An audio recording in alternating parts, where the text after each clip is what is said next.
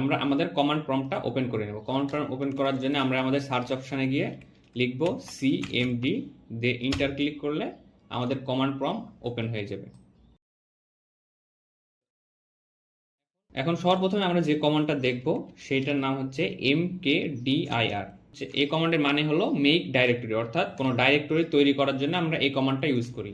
তো এই কমান্ডটা লেখার নিয়ম হচ্ছে mkdir লিখতে হবে প্রথমে, তারপর একটা স্পেস দিয়ে তুমি তোমার যে ফোল্ডার বা ডাইরেক্টরিটার যে নাম দিতে চাও সেই নামটা দিতে হবে। সাপোজ আমি নাম দিলাম ফার্স্ট ফোল্ডার,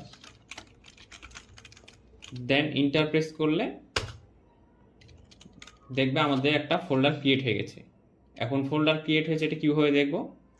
আমরা এখানে লিখে সার্চ দিব dir, ইন্টার প্রেস করলে দেখো আমাদের ফার্স্ট ফোল্ডার নামে একটা ফোল্ডার বা ডাইরেক্টরি ক্রিয়েট হয়ে গেছে।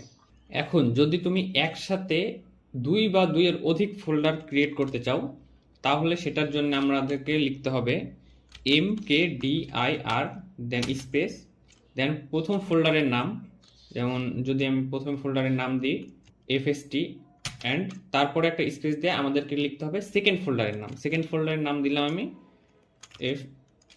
fst2, দেন ইন্টার প্রেস করলে আমাদের 2টা ফোল্ডার ক্রিয়েট হয়ে যাবে। এখন ফোল্ডারগুলো আমরা দেখব কিভাবে।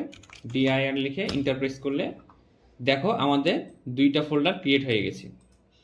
এভাবে তুমি চাইলে 3টা 4টা 5টা যে কোনো পরিমাণ ফোল্ডার ক্রিয়েট করতে পারো।